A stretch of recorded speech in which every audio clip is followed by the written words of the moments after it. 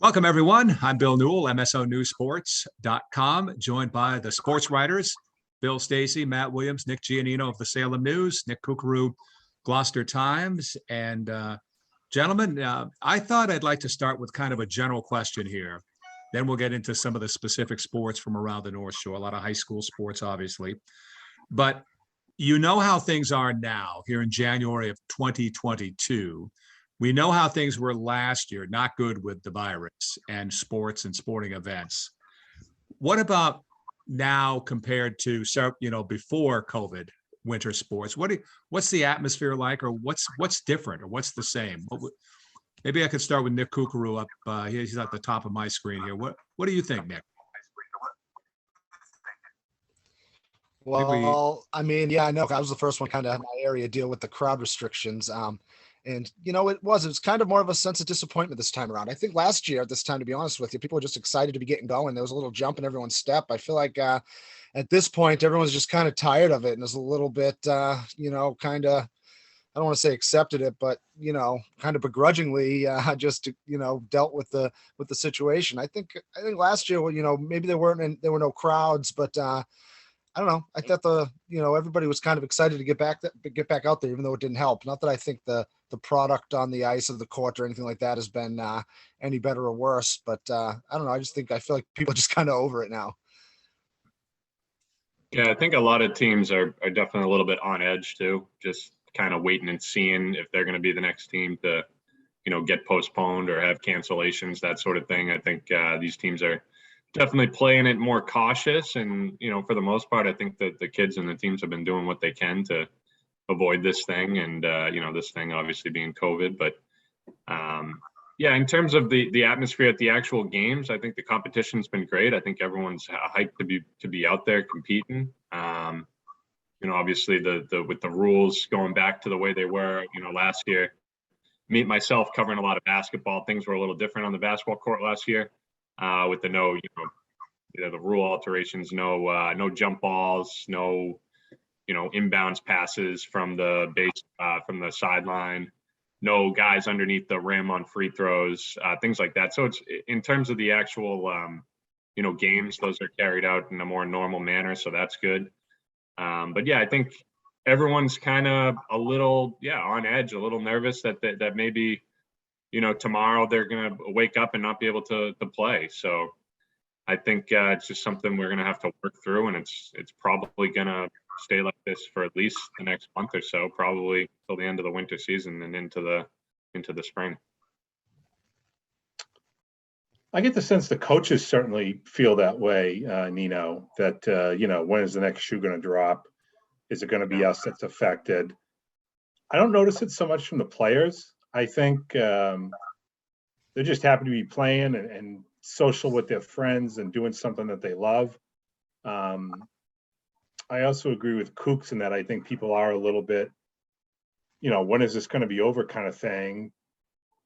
And where I spend a lot of my time in the winter in hockey rinks, I say this in a loving way. I think hockey people have that kind of, what would I call the Irish greeting, like, you're not going to tell me what to do. I'm going to do my own thing kind of thing. So if they say, wear a mask and this and that, there are people going to be like, yeah, okay, pull it down kind of thing. I don't know. It's funny too to see the different referees and what their restrictions are with the mask. Like some refs will stop the game and tell a kid to pull their mask back up, and other refs just will let it slide, and they're kind of over it. They can't really enforce it to for the whole game. Kids' masks are going to come down. And it's funny you say that, because I'm curious as to how it is for the basketball officials. Saturday night, I made note of the fact that Talbot Rink, that was the first time I had seen a hockey official wear his mask up over his nose the entire game in about 3 weeks. Yeah. And I'm not judging anybody. I'm just saying it was an observation that I've seen guys not wear them at all. I've seen guys wear them, under their chin or over their mouth or whatever. But this guy had the full black over his nose and mouth. And it was just, I guess because I was along the boards, I could see that pretty clearly. How was it in basketball? I think it's kind of a mix. Some refs will keep the mask up the whole game, have the whistle underneath the mask. Other refs will just have the mask on their chin with the whistle out, and some will just take it off when they're yelling or whatever and put it back up. But yeah, it's just kind of depends.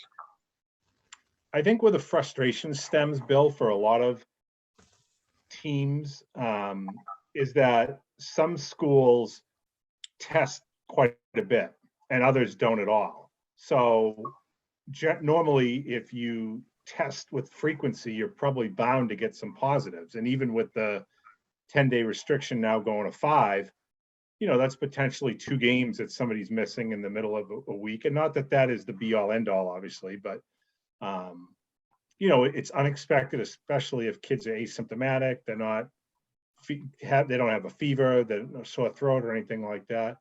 Granted, you could obviously pass along to somebody else, and that's why they're doing this out of caution. But I think it's where it's not an even playing field as far as that goes.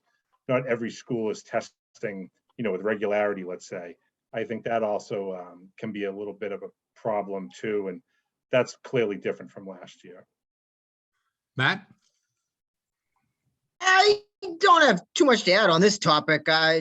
Compared to 2 years ago, it seems pretty similar to me. I just think, it's nothing like last year. Last year was very restricted and, no real season, no tournament, no sports in the fall at all. What's going to happen with football? I mean, this feels pretty normal to me. I mean, I don't know.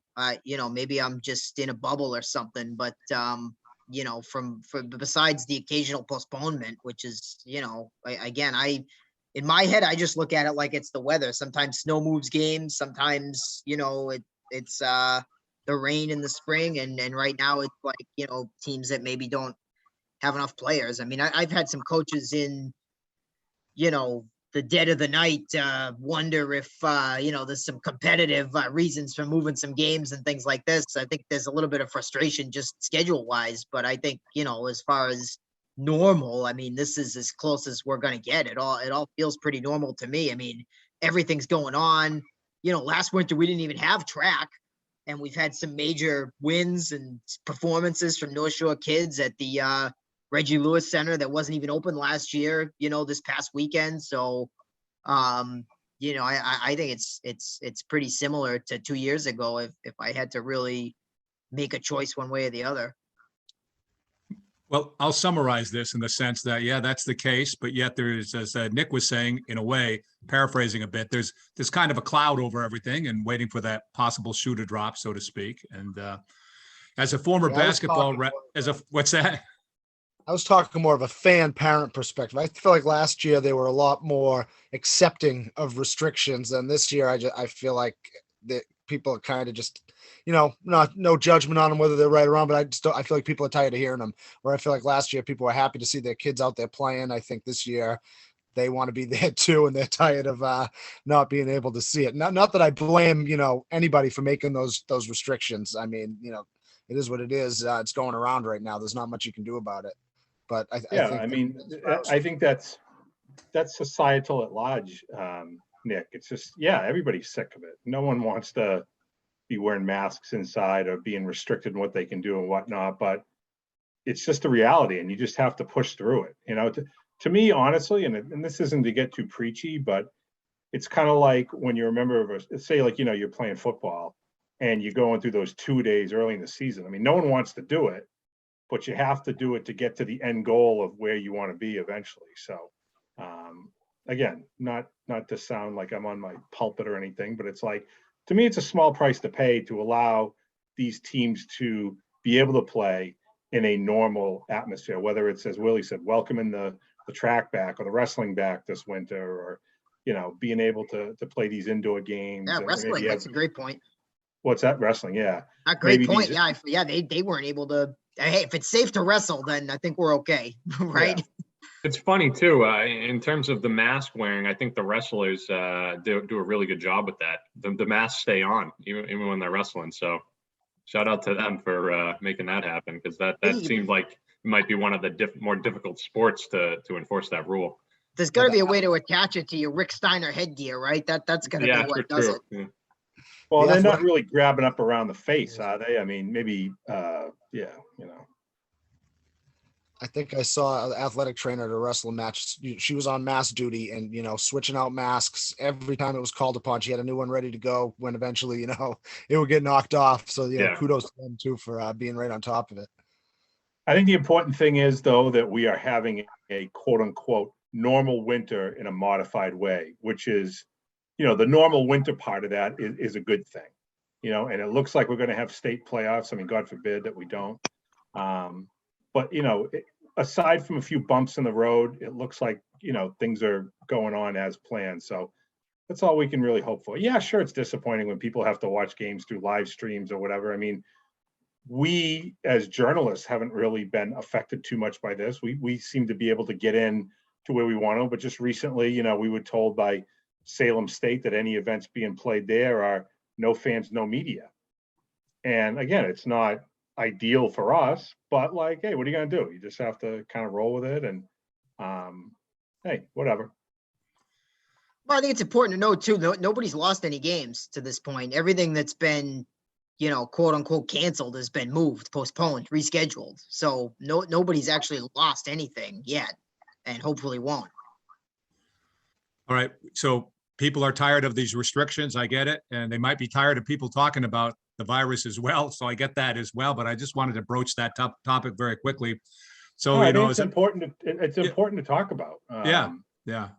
Because, I mean, sometimes you need a broader perspective on things. And it's like anyone that has kids, you focus on your kids and what they're doing and you want to see that sport. But I think when you step back sometimes and take a look at the big picture, you can see that maybe there's another reason as to why things are being done the way they are. So, yeah. Plus, I mean, as a basketball official, I'm thinking of what Nick was saying, a former basketball official. You got to keep your shirt tucked in and your mask pulled up, I guess, right? That's the rule. Yeah. Hey, let's go to some surprises. So far in this winter sports season, which started mid-December, if you will, maybe second, third week in December, some teams off a little bit during the holiday, some teams playing the holiday tournaments. What are some surprises that have happened so far in winter sports here on the high school level, here on the North Shore? So, Phil, I'll let you take that, and then we'll go from there with some of you other guys. Okay. Well, I'll start in hockey. I think two big surprises this season so far have both been out of Danvers. You have Danvers High School, which under new head coach Kevin Fassett, walks into a situation that we'll say was less than ideal coming into, with some off ice questions, whatnot that the program and school had to deal with. And he's got his players focused completely on doing what they can do on the ice, controlling what they can control. And they're off to a 5-2 start this season. They're really playing good hockey. They haven't played this year yet, in the 2022 calendar year. In fact, we're recording this Monday afternoon. They're going to play later today against Beverly for the first time in about 10 days or so. But they're getting great goaltending from a freshman, Braden Holt. Their senior leadership, guys like Jake Ryan and Aiden Landfair and Connor Horn are really doing a nice job with a lot of the younger players on the roster, some younger skilled players like Mike Delisio and Brady Plaza is playing great on defense. So they've been a nice surprise. I was not sure how they would do this year, but 5-2 is a great start for them. And Kevin Fassett is pushing all the right buttons so far to guide them towards success. And then you have St. John's Prep, which, for anybody who follows the Eagles knows that the crutch that they've had, so to speak, in recent years has been finding consistent scoring. Well, they got a ton of scoring this year. And they've got a solid defense and a pretty good goaltender in Peyton Palladino to back it up. They're 5-1. And I think you could really put an asterisk next to that one loss. It was the second game of the season. They had 8 players missing with in COVID protocol, including their 2 varsity goaltenders. So they brought up a freshman to play his first ever varsity game against BC High, which is a perennial top 3 team in the state. And they were outgunned in that game 6-4, I want to say, 6-3, 6-4. But other than that, the Prep has been rolling. They beat 3 unbeaten teams in this past week. Bishop Girton on the road, Austin Prep on the road, and went down to Xaverian and beat them down in Canton this past Saturday. All kinds of spread out scoring. Tommy Sonny, Pierce Blazer, Cole Blazer, Jimmy Ayers, Will Van Sicklin, Ben McGilvery, just a lot of guys contributing back there. Theo Viteri, the captain on defense, kind of shoring up that area with Aiden Holland and some other young fellas. And like I said, Palladino's playing really well in goal. So I would put those two at the top of my biggest surprises in boys hockey so far. Maybe I'll shoot up to Nick. Nick, you want to take anything for it from us? Me or Nick or Coop? Oh, I'm sorry, Nick Kukuru. I'm sorry. I'm using my eyes and not my words. Nick Kukuru, yeah. Are there two Nicks? What am I thinking here? Yeah, there are. Nick Kukuru. Yeah, I mean, from the Cape Ann area, I mean, got to be Manchester Essex boys hoop. They had two returning starters, and one of them hasn't played yet all season, so I thought they'd struggle a bit in the early going, but they're 5-1. They beat, Newburyport, they beat Amesbury, they beat Hamilton Wenham in non-league action. Actually, they play them in league action this coming week. So they've really stepped it up. Cade First, their leading scorer, he's a sophomore guard. He was their only, kind of returning regular, coming back with AJ Palazzolo out with a shoulder injury that he got on Thanksgiving football. Cade First averaging over 14 points per game. Brendan Twombly, who was their quarterback in football season, is kind of established himself as a nice, athletic power forward, can get to the basket. He's in double digits. Patrick Cronin as a junior captain, he came off the bench last year, and he's double threat every night. So they've kind of stepped it up big time. They don't really have a bona fide star scorer, but they spread the ball around. They're well coached, and they execute on both ends of the floor. So they're off to a good start. They're going to be if they get Palazzolo back, they might have already established themselves as the team to beat in the Baker division. But I know there's a ton of they got a second go around through that division coming up, so that's always going to be interesting. Yeah, you mentioned Hamilton Wenham, and they're off to a 3-5 start, I think it is, and they've had 3 losses by 3 points. So it's a young group over there that's kind of trying to figure out how to close games and limit the mistakes. But I think that team has every capability to be able to turn this thing around. They could easily be 6-2 rather than 3-5 if they could have won some of those games, those close games. So that'll be an interesting match again. Nick mentioned it against Manchester Essex coming up. Let's stay with Nick Giannino. Nick, what about in boys basketball? What surprises do you see so far? Yeah, well, I think Salem, and we've talked about them obviously on this podcast before. They're off to an unbeaten start. I think it's 5-0 now. They won those 3 games down in Florida, which, we don't know much about the competition down there, but anytime you go into a tournament in another state and, come out undefeated, that's pretty impressive. And then they came back home and they beat Danvers very handily. They just beat Gloucester very handily. So Salem's a team that kind of came in with a lot of question marks, a lot of new faces, a lot of players that were maybe on the varsity team but weren't seeing a lot of court time last year, and now are kind of ready to take that leap. And it's been a seamless transition. I think even head coach Tom Doyle is a little surprised at how well they're playing right now, and I don't see that slowing down anytime soon. They're playing really good team defense. They're moving the ball very well offensively, finding the open man, getting good shots. They got not one real superstar, but a couple guys that are carrying them, much like Manchester Essex. With Darlene Santiago, he's playing some great basketball for him, leading the team in scoring. You got Angel Tejada, who's just lighting it up from beyond the 3-point. I think he's hit 5 threes in back-to-back games now. He's got a beautiful stroke. You got a freshman, Brayson Green, playing big minutes. He's got some length, really athletic. Jack Doyle's been assisting, well distributing the ball. So they got a lot of different guys. Chris Kazari, I hope I'm pronouncing that right. He was a soccer player at Salem too. But he's been kind of doing a little bit of everything for them, rebounding the ball, playing good defense, not turning it over. So Salem's playing some really good basketball. Obviously them and Beverly, I believe, are the only 2 still undefeated in the NEC right now. And they were supposed to play this past week. Oh no, Salem was supposed to play Peabody, but that Beverly matchup coming up soon. And that should be a good one to kind of gauge the disparity between those 2 teams, because obviously a lot of people picked Beverly to win the conference this year, and they're off to that unbeaten start, with the exception of the MIA endowment game against St. Mary's to open the season. And that was only a 3-point loss. So That was an endowment game, Nick, even under the new playoff system that they still have those endowment games. Yeah, it was an endowment. It doesn't count towards their record. So I think, it would have been nice if Beverly got that win. Obviously, St. Mary's is a really good team and came down to the wire in that one. But regardless, I think, the start that Salem's had is very impressive and can't be overlooked. They're going to be playing Marblehead on Tuesday, and Marblehead just had a good battle with Beverly before before the Panthers kind of ran away with it in the fourth quarter. It was a tight game this past weekend. So, watch out for Salem. They're a really fun team to watch. If you want to see good team basketball, go check out the Witches. Yeah. Matt Williams? I wouldn't say too many surprises.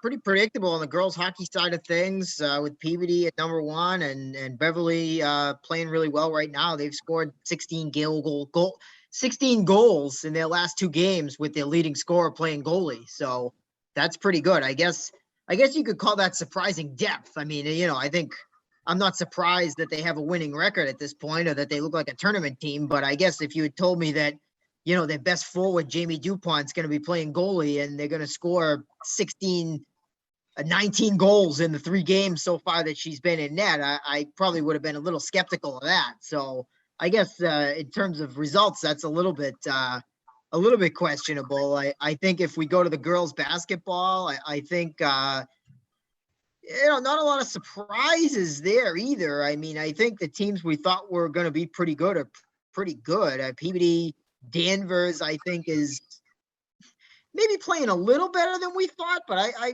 again, when I look at all their pieces, I just love that team. I mean, Chisholm. Well, I think considering that some of their key players were coming off of injuries, maybe it's a bit of a surprise. Yeah, I mean, that's the thing.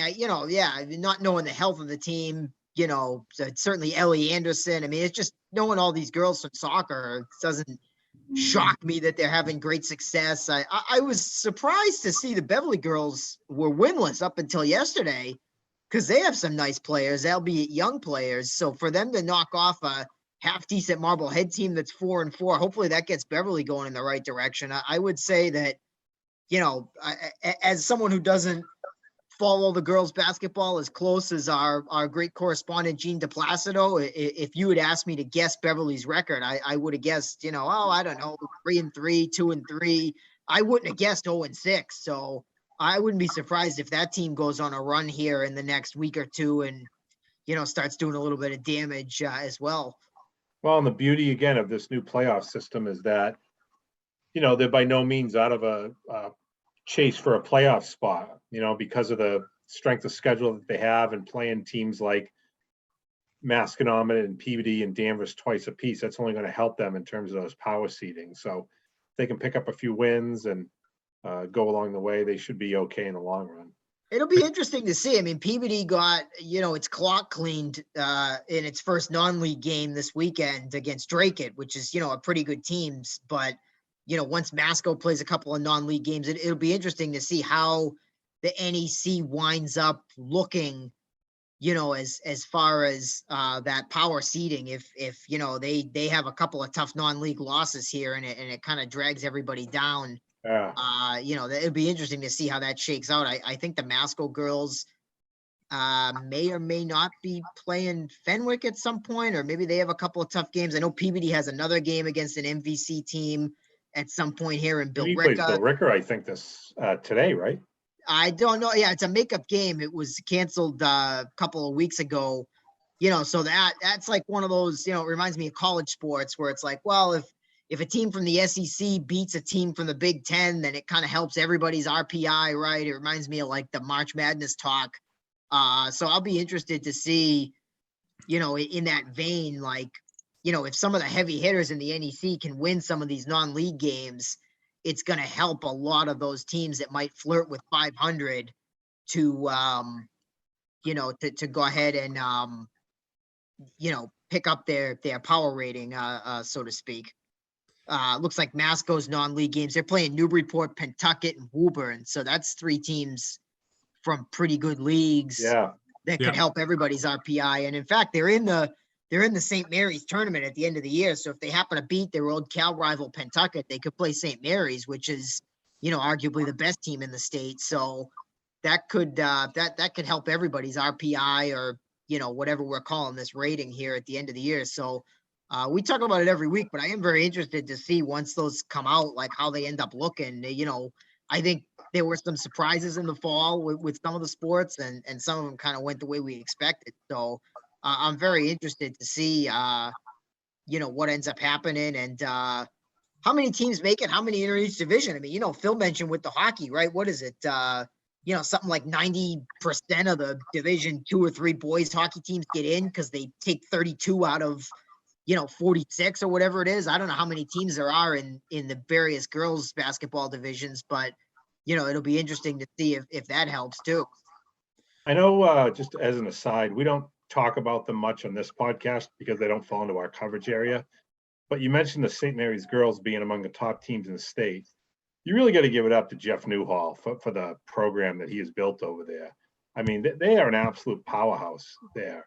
And Jeff, is not only the head coach, but he's the athletic director of the school. He's really active on social media, promoting all the programs there at St. Mary's. And year after year after year, they just consistently churn out great girls basketball teams. They have a game this Wednesday at Fenwick that should be a great game. Fenwick is by no means any slouch. They're an excellent program too. There's both teams are the boys and girls are playing each other that night. Nick, you're going to St. Mary's that night for a game, right? Fenwick at St. Mary's. Yeah, which I think should be an awesome game too. The boys team is only got one loss. St. Mary's only has one loss, and Bishop Fenwick only has one loss. Arlington Catholic by 2 points. So they're two of the better teams in the conference, and Fenwick's got a lot of weapons this year. So they don't. In recent years, they haven't tended to beat St. Mary's, but this could be the year they get it done. Who knows? Well, in any case, I just want to shout it out to Jeff Newhall. I think does a great job over there, as does Adam DeBadges at Fenwick. Absolutely. Hey, I noticed Beverly girls did pick up a win in basketball against Marblehead. So it was Gene wrote it in Monday's paper in the Salem News. The other thing I wanted to point out, coming in while we were talking on an email from the MIAA, I see where Michelle Roach, the girls hockey coach at Peabody, picked up a Coach of the Year honor from the MIAA. So a very distinguished honor. She's now I remember when I was at the games a few years ago, I guess it was, she was a listener of this podcast, guys, with the sports writers. So maybe a little shout out to Michelle. Maybe I can't imagine she's still listening to this, but anyway, she might be. Who knows? Congratulations to her. And Matt, you deal a lot with Michelle, right? Oh, sure. No, well deserved. I know, she's been sweating about her speech that she has to give at the MIAA banquet. So, maybe if that ends up being virtual, that'll make things a little bit easier for her. But no, I mean, it's just a tremendous asset, off that St. Mary's coaching tree, right? One of the original 6 over there when they started the program, and, coached with Frank for a long time. And when she took over Peabody, they were kind of team in the woods a little bit, and it's been nothing but an upward trajectory since she showed up. So you got to give all the credit in the world. I mean, just if you want to be a coach, like just follow that trajectory. Be an assistant for a long time, earn your stripes, all that stuff. I mean, her dad, Bob, the famous coach of Shawsheen and other girls teams. I mean, just really kid that was born to do this, really. I mean, it's well deserved, and doesn't like to toot her own horn, and would be embarrassed to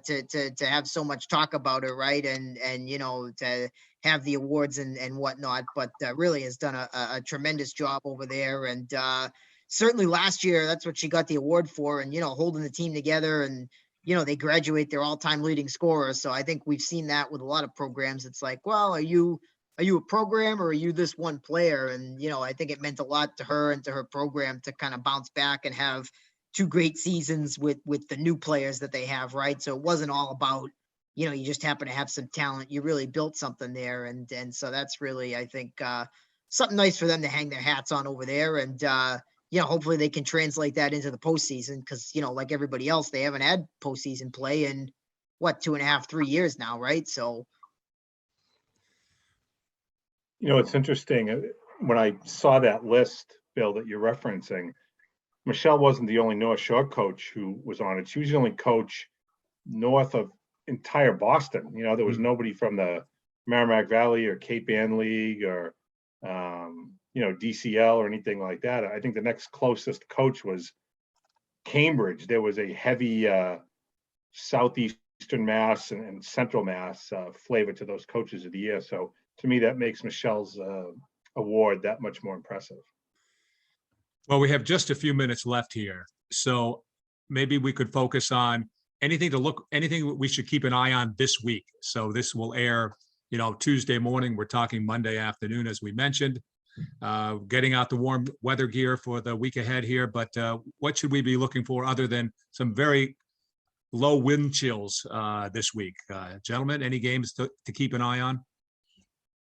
Definitely those Fenwick St. Mary's matchups on Wednesday. The boys and the girls play. I think the boys are at St. Mary's, Fenwick boys, and the girls are at home in St. Mary's. So those will be two really good matchups. In terms of boys hoop, I will be at Masco and Peabody on Friday, which should be an interesting matchup. Both of those teams are off to pretty strong starts too, and we could have put those two in the surprise category as well because we didn't really know what to expect there.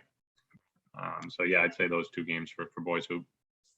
I think in the girls hoop, a couple of real good games this week, both involving Masconomet. They take on Danvers on Tuesday night, which should be a great matchup. And then I think that a lot of people are going to be paying really close attention to is Masco Peabody on Friday night. I want to say that game is at Peabody on Friday night. So most people kind of pick them to be the top two teams in the Northeastern Conference. With Danvers right there closing in. So two really good tests for Masconomet this week against a couple of the iron in the NEC. Matt? Yeah, those were mine. I mean, I think, yeah, the Masco and Peabody on the girls' side for hoop is certainly a good one. And those Fenwick St. Mary's games look pretty interesting. I think if I'm not mistaken, though, the girls' hockey side, they're playing on maybe Saturday night, Fenwick and St. Mary's. So it's a full-on rivalry week there between the Spartans and the Crusaders. Gotcha. Nick Kukuru, anything to watch up there in the Cape Ann area this week? I mean, just that aforementioned Manchester Essex Hamilton Wenham boys game. I know that's always a good take. It can always go either way. I'm assuming that's going to be the case again on Friday night. So I'll be there Friday. I'm looking forward to that one. And Phil or Nick, I got 60 seconds left here, and I wanted one of the defining hockey games so far this year was Saturday night with Masco winning 4-3 in Gloucester. Both you guys, I'm sure, were there. I know, Phil, you were, and I can't imagine, Nick, you weren't, but you might not have been, but who knows with a scheduling piece here. But a quick thought on that game. And again, we got about a minute. Yeah, great game, back and forth, 1-1 going into the third period, each team with 2 goals in the third, couple of late goals for Gloucester, and then Masco ties it. And then, of course, Masco takes an extended power play into that overtime. They go 4-on-3. They win the opening faceoff. Chris O'Grady kind of kicks it with his skate over to AJ Sack on the wing. He blows down the left wing boards, cuts in front, and scores. So great game. Huge win for Masco. Disappointing end for Gloucester. But, boy, if I could see 10 games like that a year, I'd be thrilled. I mean, that was a great hockey game both ways. Yeah, I thought that was brewing a little bit for Gloucester. They've been a bit sloppy the last couple of games, and, they faced a really sound defensive team. I mean, Gloucester hadn't been held under 5 all year until that game. So, I mean, you got to give Masco kudos, their goalie and defense for kind of keeping them in check a bit. And, obviously they got a lot of depth and they can score too. So I wasn't surprised to see a hotly contested game that could have gone either way. I'm sure it'll be like that again when they meet again down the road, which will probably be for the NEC title, to be honest. There you go. Nice job, gentlemen. And we'll talk again soon.